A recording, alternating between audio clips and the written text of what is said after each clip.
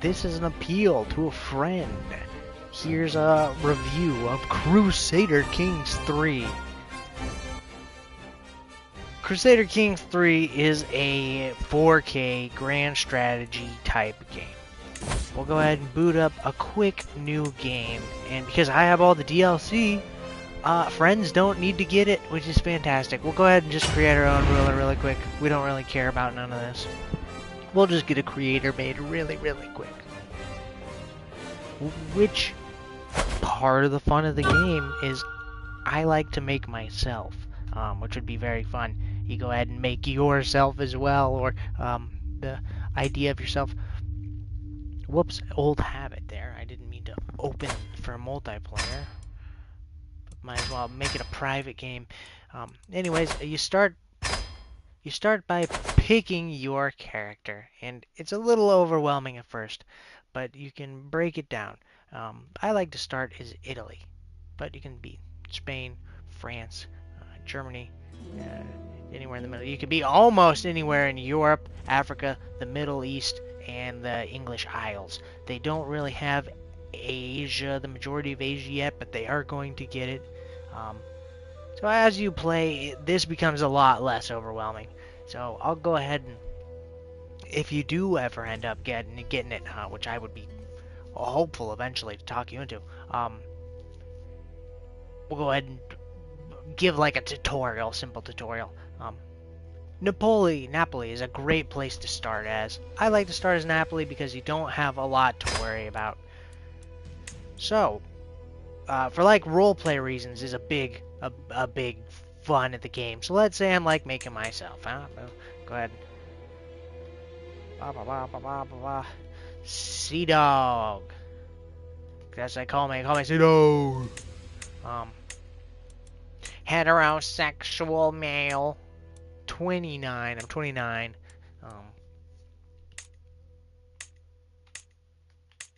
I'll just go ahead and go with this character. And it's best to go with these that are best in real life. In real life, I'm not like a super devout Christian or a Catholic or anything, but just because of the area, go with Catholicism. Can't go wrong. Love the Pope. Greek culture. And again, just because of the area, I'm going to go with Sicilian. Let's go. Here's something, this is your dynasty right here is your name. So I'm going to just go with Alexander. And hey, that's the motto. You can have a house motto, which is something I take a lot of pride in. It comes up in the game. So it's a pain in the ass to use this, but there's a coat of arms designer, and basically you can go into quite intricate detail of what your house crest and coat of arms is. It's kind of a pain to use this, but if you're interested in like getting real intricate on designing your house crest, this is cool. We'll just go ahead and use the one we got. The traits and skills are fun. So basically in Crusader Kings you have I think it's 5 of them. You have intrigue, learning, steward skill, martial skill, and you have learning. Again, pardon me. The other one that I called learning up here is actually diplo. It's diplomacy skill. And basically what intrigue is it's how good you scheme. What diplo is it's how much other people like you, how good you are at talking. What stewardship is of course how good you are with money. What martial is how good your troops are, how much it costs to own them. And basically learning is it has to do with like how good you generate religion and how much realm development, I guess is the best way to put it. So I, in real life, or for the character I'm creating, we'll just go ahead and go with the intricate whatever.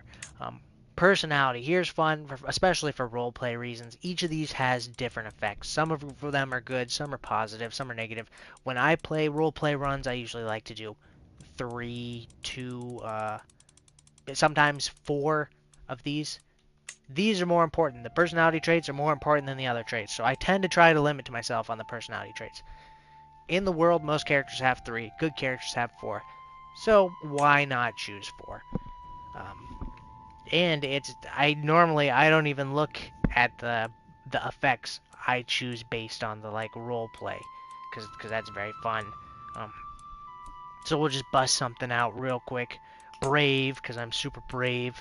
Ambitious, um, trusting, and eccentric there.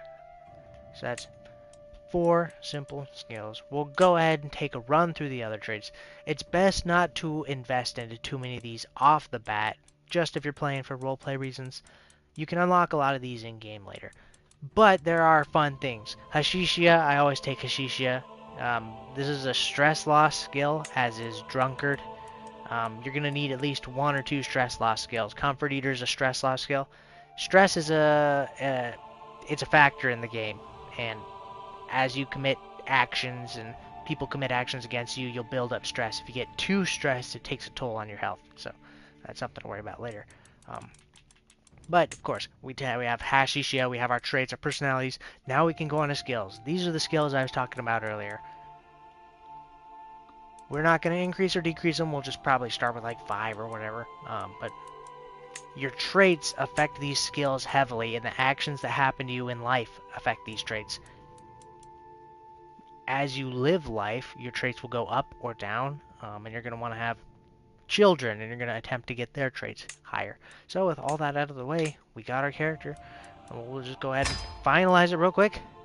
That's how you start a game. Not too long, but you can take quite a while on it. So the real appeal is this.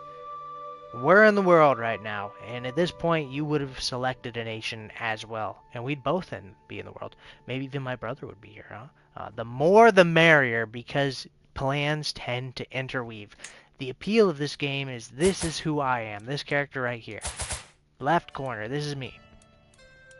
Of course, the first action you're going to want to do is go over to find a spouse, and, you know, we'll go over the UI specifics if you do get the game.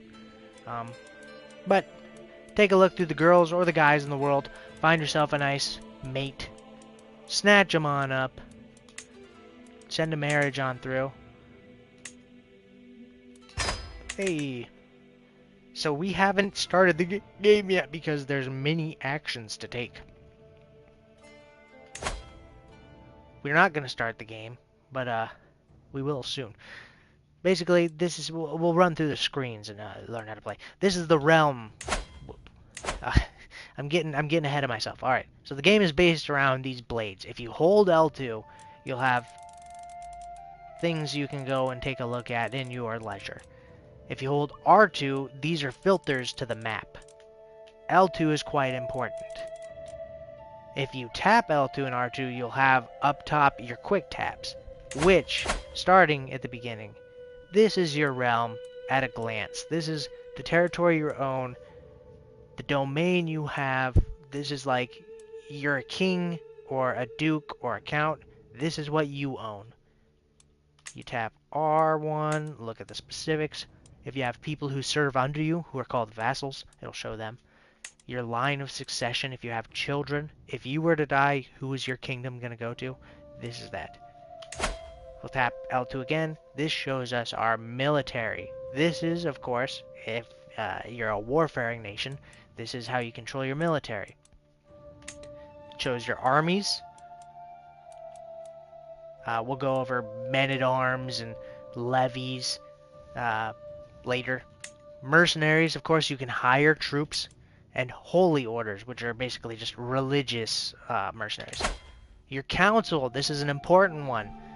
Your spouse, it'll be your spouse, who you're married to. This is your suffragan bishop, who handles your religious work. Your chancellor, who handles your diplomacy. He, like, talks to the world for you. Your steward, who handles your money. Very important. Your marshal, who handles your troops. And your spy master, who helps with your intrigue. These guys are going to be extremely important to you. For roleplay reasons, I tend to get quite attached to a lot of them. A lot of them tend to become your enemies or your friends. A lot of them also tend to be your vassals, because the people who serve under you want to be put on this council. Being on the council is important. Whether you're a ruler or you want to serve under somebody, you want this council to be full of good people. You also have the court. The court is less important than the council, but still important. There are different things that you can do in your court. Court tutor to teach your kids, master of the hunt to have stronger hunts, a personal champion to represent you at tournaments, a seneschal to help control growth, bodyguards in case people attempt to assassinate you, court jesters, an antiquarian. The ones that are most important off the bat is, before you do anything, you're going to want a court physician. In almost every gameplay, we're just going to do that right now. Intrigue. We have no schemes going on, but in this game, interacting with people, it involves very heavily schemes and intrigue. We'll go over that in the future, I suppose. Factions. We'll not have to worry about this yet, but as you rule a nation, there may be people who scheme against you. This is where they will appear. The Decisions tab is another important tab. Decisions is where you make decisions. So, right here, before the timer even starts, every single game, you're going to want to search for a physician. I like to invite knights right off the bat, just to have a stronger military. It costs a little bit of honor, at which point we're going to go and explain what the yields are. So, there's gold, top left. This is gold. You can click on it and see your yields. So you can see how much everything costs. You can see how much you're making. That's gold. You know what gold does. You get it, you love it, you spend it, you buy it. This is prestige. This is basically your fame. For better or worse, you use prestige to interact with other people if you want to invite knights. If you want to invite people to your court who have titles. It's good to have high prestige. It costs prestige if you want to go to war. It's not the end of the world if you go negative in prestige, but you'd rather not. This is piety, which is your religious ticks. This has to do with religious yields. If you have enough piety, you can ask your religious leader for money, for claims. That's your religious skill. And then you have your dynasty fame. So this is, while this is more like your personal fame, the prestige, the renown is your dynasty's fame. This is how famous your entire family is. The renown is used to purchase dynasty points. So here, under the left blade, this is under the left blade, you can go through these. You have your dynasty, and you can see about all the members who are alive. Right now it's just me. I have no wife, I have no kids. It's just me. You can open a tree, see your family. Go to the dynasty, open the dynasty, pardon me, go to the dynasty, open the legacies. This is what renown is for. You can get skills, and basically this tells you about your family. And while in-game these really do just give you the effects that they tell you, it's fun to pretend for, roleplay reasons. It's like, oh, this is a glory-based family. This is a blood-based family with noble blood. Oh, that's always been quite fun, really. We'll go over the blades real quick, because the blades are important. So, if you kill anybody, they appear under your kill list. Your titles. This is a semi-important one. It'll show you what titles you have. The titles get to be a little bit confusing, but basically it's what claims you have, what you currently own, and what you have a right to own. And again, it shows your succession if you were to die, where it goes to. Back to the blades.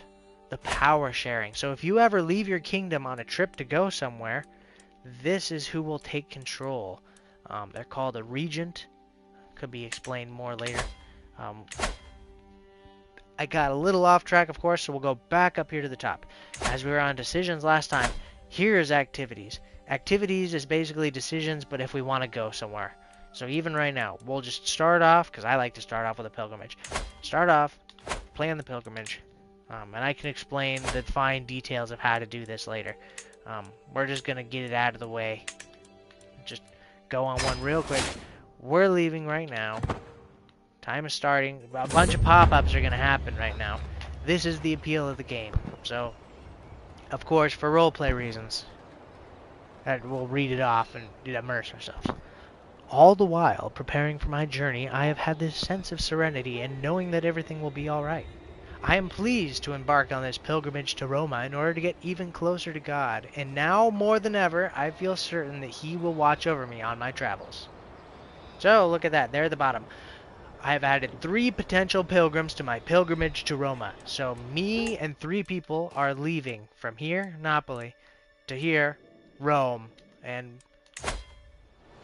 here's me. It's me and my horse. Yeah, we're going to Rome. So because we have left, now we're power sharing. And you can base your power share person to do 3 things. Fill your coffers with gold, swell your armies, or promote control. I just have them do gold. Some people are self-interested and they try to take power from you. That's what this is. Some people are not and they'll help you out. That's power sharing. The royal court we don't have to worry about until you're a king. We can handle that later. The lifestyle. This is an important tab. One of the first things you do. Whatever your character is most apt in, or honestly whatever one you're most interested in, you can go in and look at these at your own leisure. I'm an intrigue guy, so I'm just going to go to intrigue. Each will have 3 trees on the left, which all will boost your skill or boost something about it and spec you into that tree. So just for the beginning, I'll grab this one in the middle, temptation focus. Now, as time goes on, I will unlock points. This is my skill tree, basically. Every 5 years, you can change your primary skill tree. So once 5 years passes, I can go skullduggery, or I can go into divination, or I can even go to a different lifestyle completely. You will keep the old skills, so that's nice. You cannot get every single tree, so you have to choose your skills wisely. That's a bit of fun, because it speaks about who your character is. Inventory, this is things you can get. You can get things to boost your character based on events, who you meet. Characters can give you gifts. You can raid kingdoms and take things from other characters. These tell a story. You can find out who owned things before you did. That's what the antiquarian is. He takes care of your things. The barbershop, you can change how you look, which is also, if you're not happy with how you looked originally, as you grow, you'll change how you look. You can change your clothes, of course. And the game will naturally change those too. The barbershop's good fun, especially for roleplay. For me, the fashion is actually extremely important. So we went over the house tab earlier, but this goes ahead and tells you about your family, your dynasty, people in your house. The faith tab talks about religion. Since we're Catholic, it tells us right here about Catholicism. There are holy sites. If you control them, you get boosts. It shows you who controls them. And there's ways to convert to other faiths or even create your own faith. You can go and suss out the fine details of your own faith, and that's pretty cool too. Creating your own faith and spreading it, or becoming pious in another faith, or just fucking off and ignoring the faithful, because those who are faithful at some point will cross your path, and that's always a good bit of fun. The culture, same thing. Each culture has different skills, and if you have enough fame, you can diverge your culture, you can get more skills. This is basically a skill tree right here. This is important. We'll go over that later if you do get into the game. This is basically things that your civilization can do. War and peace. I don't really ever go to this one. This shows you the wars you're at, the truces you have, the alliances, and go to location to show you exactly where your character's at. I am right here.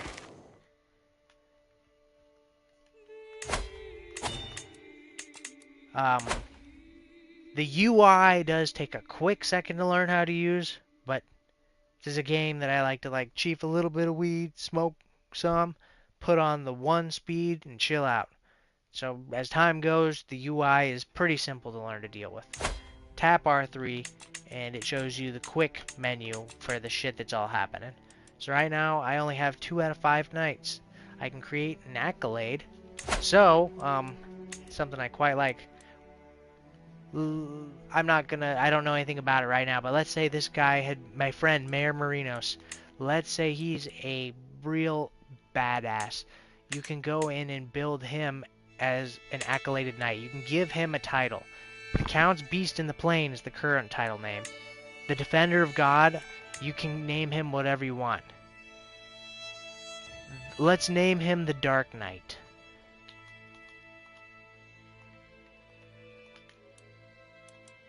So, now, Mayor Marinos of Amalfi is the Dark Knight, the accoladed title. He's a knight. He's in my army, he controls troops.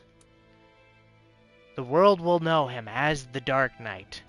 Mayor Marinos of Amalfi, that's a big appeal of the game, is these interpersonal relationships. So, he is my vassal. He serves under me.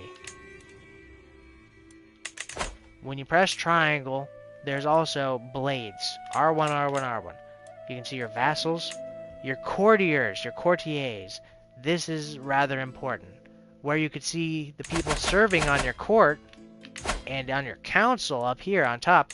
These are just the people fucking around in your court. These are just the people who live in your kingdom. These people are important to know about as well. There's not a lot of courtiers. I have like 4 or 5 of them. This is a very small start for me. And I, of course, would learn about these people through events, because I'm going to learn that they're going to interact with me. They live in my kingdom. Maria, my courtier. Dorotheos, my steward and knight. He's the one who makes my money. Dorotheos. Is he married? He's not.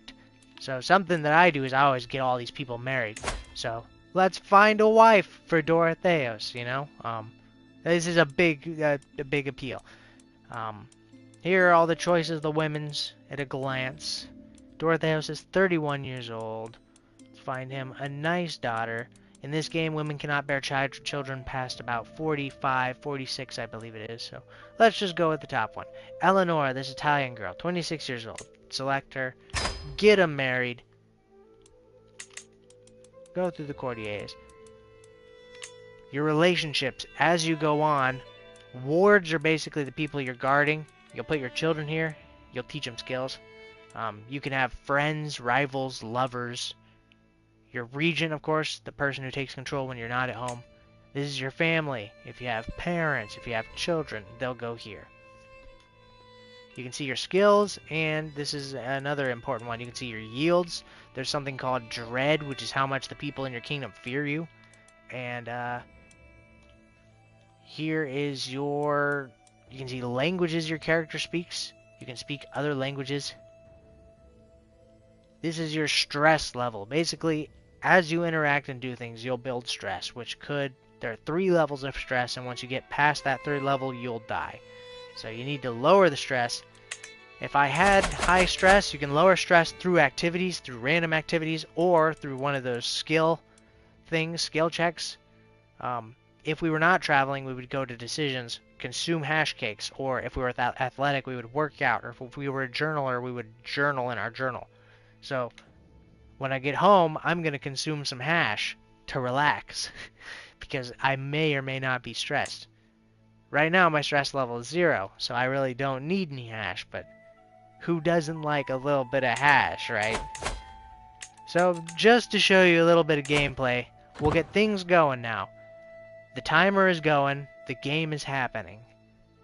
So this is where I'd take a little toke of the hash and get into the roleplay. This is where you really...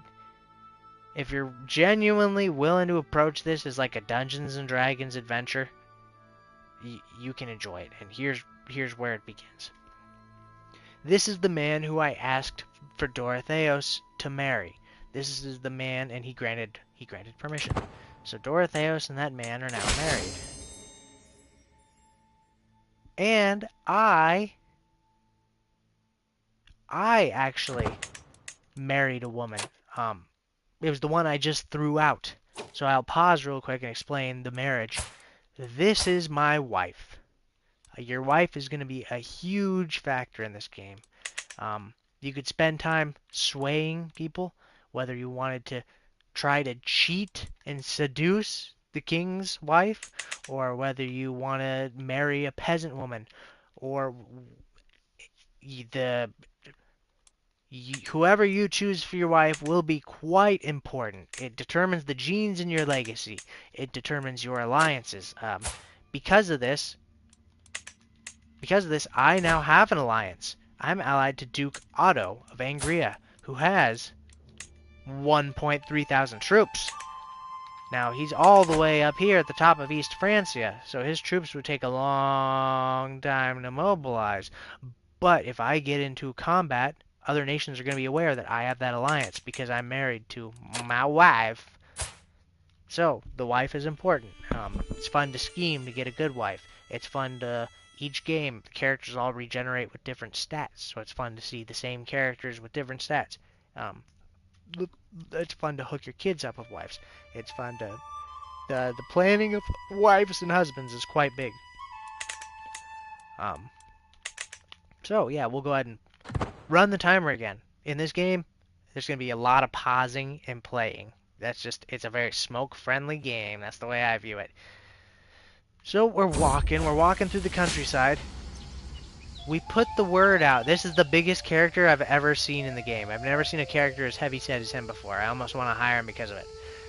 We put the word out for a court physician, and word has finally got around. The world is full of dangers, even to a count in his court. As per my request, my servants have inquired after recommendations. Now they have assembled a few options to choose from. So we have two options. Who is going to be our court physician? We'll go ahead and click on one of them. Nicodemus. He's an evil adventurer, unmarried, located in Napoli. He has no diplo scale, 7 martial, 4 steward, 8 intrigue, and 8 learning. What matters most for a court physician is the learning skill, and you also want to look at their traits, see if they have any skills related to being a physician. He has callous, arrogant, brave, forwarder, and tough soldier. I don't want someone who's callous to be my court physician, so Nicodemus is out. Let's take a look at this guy, Alexios. Alexios has 13 intrigue and 12 learning. He is an amateurish plotter, but look at that. He's a physician and a novice physician. This guy, Alexios is better than Nicodemus, so I'm going to take Alexios. It's going to cost me 50 gold. So I'm actually, look at that, pause. I am in debt now because I spent more gold than I have. This shows you how much gold you get per turn. You get that gold each month. So right now, 17th of January, look at the bottom right, 18th of January, that's the date, 19th of January, that's the speed we're at. Tick, tick, tick. Every month you'll get your yields. So, timer's going again. We'll click our hints. R3, you click R3. This shows you what's going on. So, we'll pause whenever these things pop up. An event's happening. This is the gameplay. This is you get into the roleplay. Who is this? Who are we speaking to right now? We're speaking to this woman named Augusta. At a distance, the city of Roma is a forest of towers and a maze of stone buildings. As we approach, the scenery shifts. Ruins of monuments, walls, and ancient churches coexist with farms and grazing animals.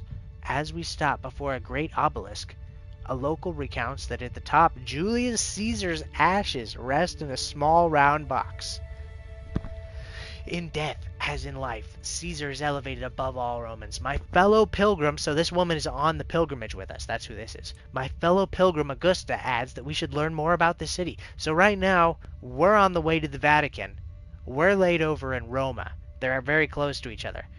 Augusta wants to take a couple days out of our trip and visit the city Roma. She wants to take a 7 days delay, it looks like. A 14 days delay.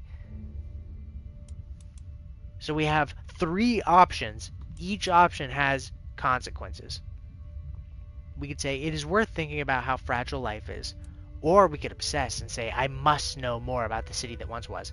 Or I will not waste any time in this place. Basically, The first option is, yeah, we'll spend a little bit of time in Roma. The second option is we will spend a fuck ton of time in Roma. And the third option is we're not going to spend any time in Roma. The third option, because of my traits, relieves stress for me. So that would be good for me to choose. That's just what my character would personally pick. But I'm not my character, I'm me. And whatever you're role-playing, that's what you'll want to pick. It is important to look at the roles, though. So, what would happen if I selected the top one is I would have a 15% chance of gaining this perk. I would increasing my diplomacy by 1 and Augusta becoming my friend. I would have a 42% chance of gaining this. It's not a perk, but it's a status. It's called contemplation. Augusta would become my friend, and then I have a 42% chance of gaining a different perk.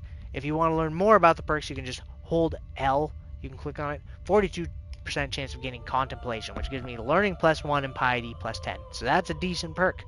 42% chance of getting existential tread, which is stewardship +1, which is nice, but stress gain +10, which is bad. So basically, this is not the best outcome, 42%. This is a decent outcome, 42%, and a 15% chance of this would be good. You can take the commission epic decision. You increase your Diplo by 1, and Augusta becomes your friend, but only a 15% chance it happens. So that would be a good option. You have 1 in 3 things could happen. This one of 2 things could happen. I'm either going to get this effect, lessons on rulership, which gives me my vassal opinion increases. 52% chance, more than likely, Augusta is going to fail to teach me the history of Roma. So, even though I would be tempted to click this, the skills are not that great in my favor. So, again, whatever roleplay you're doing, go ahead and go with. But take a look, because I'm not going to click this one. I'm probably going to click this top one. Let's see what happens. I gained existential dread. Out of the 3 options, I got the worst option. How unfortunate. So, we have a knight who just arrived at our court. About a month ago, we put the word out in the kingdom, if any knights were to arrive at court. This man has a hidden skill called prowess. So, martial skill is how good you are at commanding armies. Prowess is how good you are in a one-on-one, hand-to-hand fight, or a sword fight. Knights want high prowess. There's a way under your military tab you can look at your knights and see. Mayor Marinos has 10 prowess. This guy who was just invited, I haven't hired him to my court. He's just fucking around in my kingdom right now. He has 17, much higher than Mayor Marinos. Basically, these levies, these are like nobody peon soldiers who you get from controlling territories. 100 of these levies equals a man with 10 prowess. 10 prowess right here is this one man, Mayor Marinos of Amalfi, with 10 prowess is equal in power to give or take about 100 levies. So if he had 17 skill, he's give or take equal to about 170 levies. One of these knights could theoretically beat 209 levies if he had 21 prowess. Knights are extremely important. Once we get money, you're going to want to hire more powerful knights, especially me. You don't want to have less knights than the cap. Click R3. You're always going to be clicking R3 to see what's up. We have perks available. So we'll go ahead and you can study the tree at your own leisure. We'll just invest the perks right now. Not even look at them. It doesn't matter. Get time going. Get more gameplay going. So we're still on a pilgrimage, and we're about to arrive. Of course, we're laid over in the city of Roma. We just finished. Here we are. This is what a pilgrimage looks like. If you were to go to college, there are other things you do. If you were to go to university, if you were to have a feast, a hunt, a pilgrimage, all of these would look like this. If you were to become a witch and have a witch grand rite, it looks like this. Pilgrims flock to Rome from all over the Christian world. Some follow the Via Francigena, others take less well-known paths. In the end, we all converge here at St. Peter's Basilica, where the great man himself was put to rest. So that's where we're at right now. We are in Roma, at the St. Peter's Basilica. Standing here with the other pilgrims, I sense a feeling of solemn unity and fellowship shared amongst the gathered, all having overcome various trials and tribulations along their journey. So, we are pilgrims now, and we actually have a trait to show that. We have the pilgrim trait. We'll pause the game. This is reflected on our character sheet now. I just pretend this is Dungeons and Dragons. This is our character sheet. So the world will know. Anybody in the world will know this. We are pilgrims. We are travelers. We're brave, content, trusting, and eccentric, because those are our personality traits. And these are the extra traits. We're an intricate web weaver, which is our education. And then we're Hashishia, which is our stress relief trait. We'll hit play. Back to the pilgrimage. You can have different intents at events. On a pilgrimage, you can do one of three things. Lower your stress with reflection. Be altruistic to gain opinion and relieve a little bit of stress. Or zealotry to gain piety. It's your choice, whatever you're playing for. I want to gain some religious skill, so I'm doing zealotry. Pause. As I enter the sacred grounds, I find Sibylla staring at the altar with an absent expression. So, Sibylla must have come with us on our pilgrimage. Sibylla, almost useless. She's not on our court. She's just some nobody in one of our courtiers. She's not even married. My lord, she says unfazed, I have something to ask from you. I hope you can forgive me, but this place has moved my soul and agitated my spirit in a way I thought inconceivable. God has spoken to me, and his voice is clear, severe, precise. It keeps going and going and going. The only sound I can hear now, the whole world has gone quiet. It sounds like she's going mad. She wants to live here and convert herself to being a monk.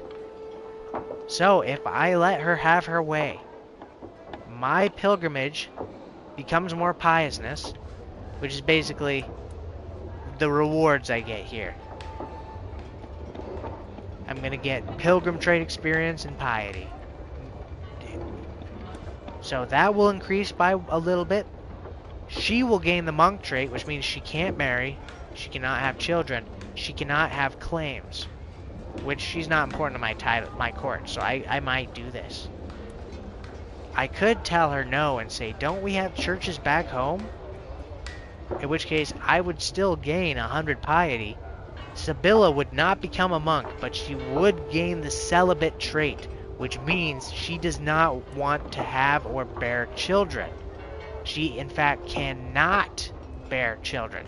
So, for all intents and purposes, these are the same thing. She can't get married to bear children. She can't bear children. Or I can tell her to fuck off. Drop that nonsense immediately. She becomes my rival, and she will remember this. But she could still get married, she could still bear children, and she could still inherit titles. So again, I don't really care about her at all. She's some nobody. Sibylla, go ahead. You have to do what you have to do. Go ahead and be a monk, girl. Get you on. Get you on, girl. We'll go ahead and resume. Tap R3, because you always want to be tapping R3, just to be sure. We don't have enough knights. We'll go over this. Because we appointed the Dark Knight, you're going to want to get a successor. And as time goes on, you'll get more knights. We don't have a knight right now. But as time goes on, more knights will come. So, yeah, let's resume time. We don't worry about stationing a man-at-arms right now.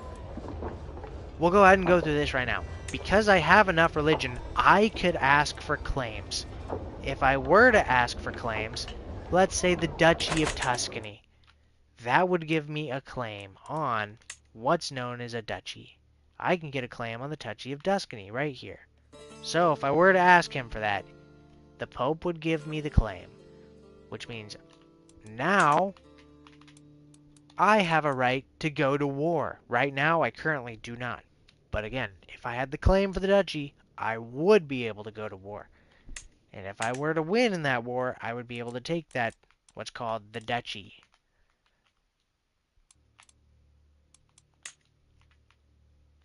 We're not going to do that right now, but it's nice. Here's something to worry about. The suffragan bishop is an important person in every run. Mine does not like me. Why doesn't he like me? Probably because he's an old, mean asshole. But it's not important. Personal interaction in this game is extremely important. At any point, you can enact two schemes. A personal scheme and a hostile scheme. We could learn a language, which would take us a little bit longer. Anybody who speaks this language would like us a little bit more. This guy speaks English. Let's not worry about that, and let's go with the immediate option. It's called swaying. Every month there's a predicted chance of... So, as time goes on, I'm going to attempt to do this sway scheme for the next 17 months. Every time there's a check, there's a chance that he'll like me more. You always want to be doing a personal scheme, whether it's learning a language or swaying somebody. You can also seduce your wife, attempt to marry a wife. If you want to have children, you'll do this with seduce. If you want to teach, you'll do this with a personal scheme. The personal scheme is an important thing. This is a big part of the role play too, because I'm talking to my friend, the Suffragan Bishop Sealnoff. He doesn't like me that much, so we've been talking. If you sway, this will lead to in-game events. Personal schemes, very important. Now, let's say, because this is another big part of the game, let's say he's been a pain in my ass for too long. Sealnoff, we can't have that. We could abduct him, attempt to put him in my prisoner. So, okay, we could start by simply imprisoning him, taking him straight to jail. We could be like, hey, are you willing to go with us to jail? He says, fuck no. No chance. Can't do that. We could murder him, which is self-explanatory. We could abduct him, which is a lot more likely. Abduct him by surreptitiously taking him to our jails. Or we can blackmail him with something called a hook. For the most part, you can understand it as blackmail. There are many things beyond blackmail that could count as a hook, but basically what a hook is it's blackmail. It gives me control over him. If I fabricate a hook, then I could use that hook to imprison him. Or perhaps I could use the hook to have him give me part of his kingdom, or him to marry off one of my daughters. Hooks get to be rather important. They give you influence. I could request an excommunication from the Pope. So, if he really pisses me off, I could write to the Pope and ask for him to be excommunicated. Fun for the roleplay. Could also go to the barbershop, change how they look. That's always fun. Let's give him a beard, huh?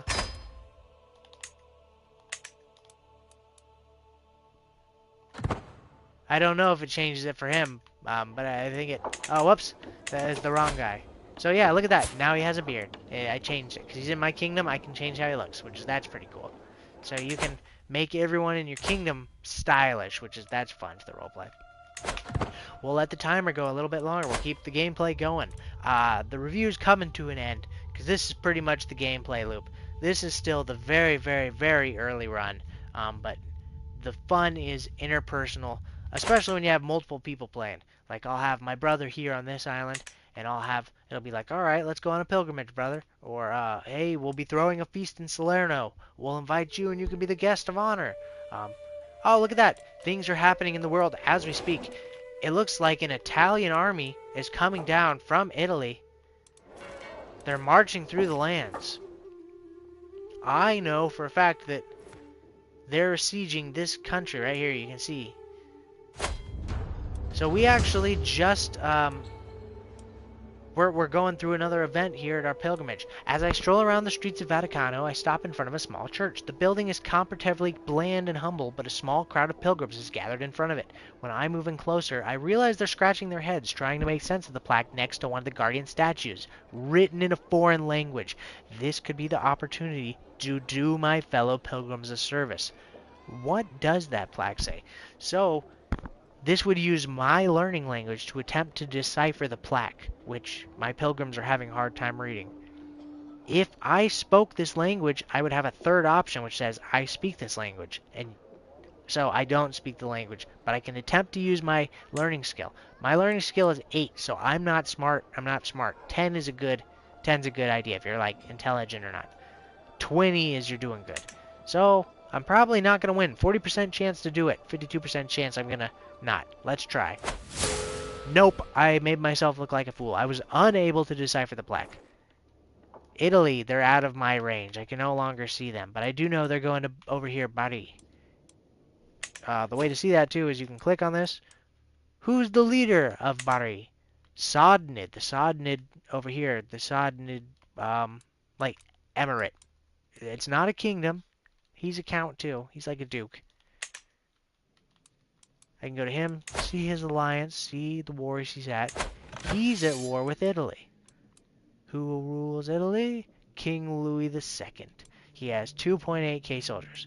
Who owns Sardinid? Amir Sardan. He has 1,000 soldiers. You can enforce your demands if you're at war. Win the war. You can, what's called, wipe peace out, which is like both of you are surrendering or entering the war. Or you can surrender. If you surrender, you got to pay like $300 to $500. If you win, you get the territory. We'll go ahead and run it a little more. 42 days until our pilgrimage is over. I normally just play in 1 speed, but you have multiple speed. You can go fast as fuck speed, 5 times speed. So this lady right here is selling us wares. And I have the option to buy these wares for 15 gold, exotic goods, or I could pass them up. It'd make my pilgrimage more pious. I'm going to go ahead and buy the goods. 15 gold. I'll invest in them. Perhaps I can sell them later. So, my regent just made moves. Power sharing. Because my regent is, look at that, self-interested, he's making moves on me. If you have a regent who is taking too much power, you can always interact with them. You can hostile scheme upon them. Or you can swing the scales to get power back. We'll go ahead and swing the scales. Boom, look at that. We took power back. Not to worry. I will remember that though. Mayor Marino schemed upon me. So this is the end of our journey. Our pilgrimage has just ended. We're finally heading back home now. Here's our character. We can see walking home. And on the way home, we're having an event. The afternoon is quickly advancing into nightfall as we enter the local farm estates of Roma. So we're just leaving Rome right now. The estate owner, Cassio, greets us warmly and promises to host a feast. Cassio is hosting a feast. Once the feast starts, we dine on veritable menagerie of roast animals, stews, soups, bread, and the like. In the morning, Cassio approaches me as I enjoy my breakfast. My lord, hosting such an extravagant shindig as yesterday can be expensive. So there's 2 options. Let me compensate you. The Pope, because the Pope is this man's liege, the Pope is looking out for him. So if I were to pay 50 gold to this peasant, that gold would go to the Pope, Pope Nicholas. And the Pope would gain 20 opinion of me. So the Pope would like me because of that. The Pope has negative 20 opinion, so this would be just enough to get him to not hate me. Or I can tell this peasant he should pay me because of the prestige that I brought by feasting at his house. The Pope would not like that, but I would get 50 gold. I need gold right now. I feasted at this peasant's house, and then I made him pay me for it. Can you believe that? The gall. You know why I did it? Because I am a count.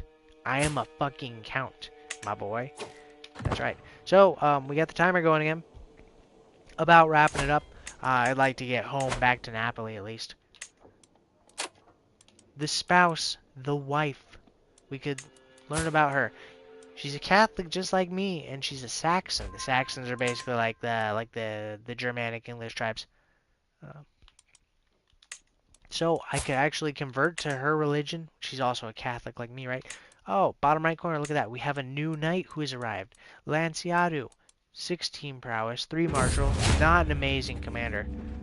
So this pop-up here just says we returned home. It does take a little bit to get used to the UI, but the role play is fun. It's once you give it a chance, I have a lot of fun with it. Oh, look at this. It's coming back around. So we bought those exotic wares earlier.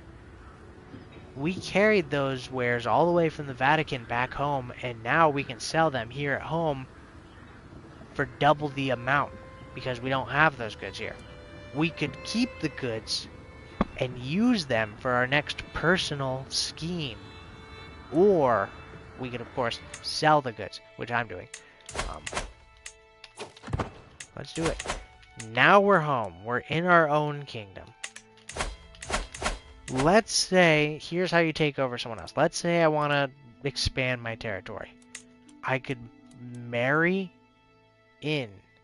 So I could personally, let's say Italy. So the primary heir of Italy, or even if you look at the secession of Italy, here's who gets Italy if King Louis dies. You could marry her. You could make your child marry her, and then Italy could die. That's how you get power. Or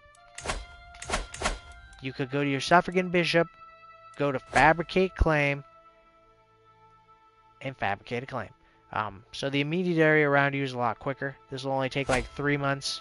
We'll go ahead and fabricate one on Salerno. If you're a different religion and you have...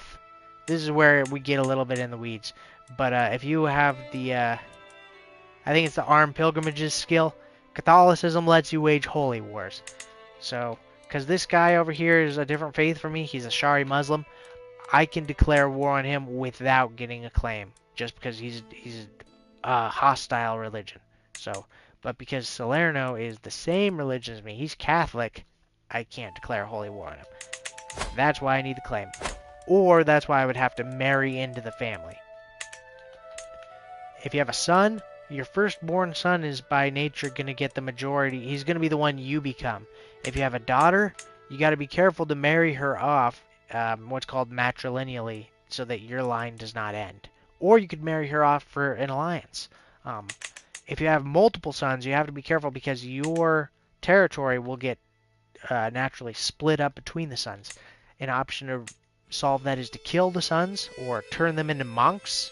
Monks can't inherit territory. A lot of the drama comes with raising children, divvying up power, and the legacy of your family. So, this is just a throwaway game, but I normally pay a lot of heed for roleplay reasons, especially. It's like the first generation would be like Sea-Dog here. Sea-Dog the first. Sea-Dog and his wife. Countess Lutgard. Of course, where did she come from? She's a Saxon. So, she's the mother. We are married right now, and let's say I'd like to have a baby. We'll go ahead and seduce her. It's going to take 13 months, but if we do and she accepts, we could bear a baby. There's also the chance to, because we're already married, there's always the chance to bear a baby. That just naturally happens. Right now, we need a child, whether a male or a female. We need to have a kid. The earlier you have one, the better. As you get better and learn the game more, you'll start planning out your wife more. I like to marry into the Byzantines. It's fun to marry into Italy. You can do a little bit of up here. The Carlings are fun to marry into, but they have bad genes because they interbreed. You could marry into Al-Andalus and try to hold it together because this place collapses a lot. You could marry into the south, here in Africa. You could raise up a kingdom early on. It's tough to marry into the Middle East because they have all these concubines, but you could marry into the East, get power. A lot of these Slavic women tend to be willing to marry a smaller nation, as I tend to start off with Italy or Napoli. Some wives, like let's say I wanted to just marry the Byzantine girl right now, perhaps she wouldn't be so willing. So you may have to sway. You may have to give a gift. You can do things like learn the language. You can get a hook and blackmail him. I could if I was a poet, I could send him a poem. Many things you could do.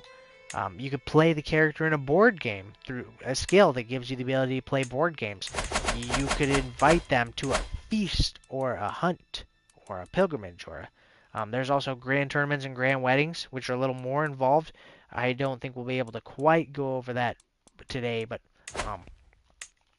yeah, a myriad of features. It's quite fun to role play on, and if you're willing to like invest into your character, get interested into finding a good wife or husband, and then you focus on your children and you care about watching your family through the ages, that's the true appeal of this game.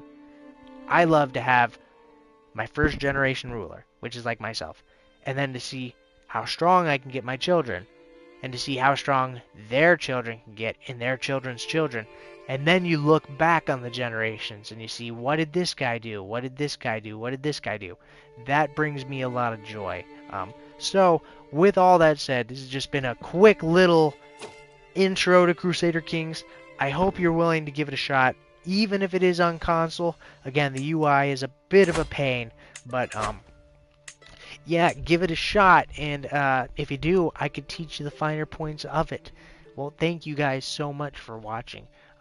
This has been Snoot City out with a review. We'll go ahead and get back to our live stream soon of the Iron Man run. Alright, hey, y'all have a great night. Snoot out.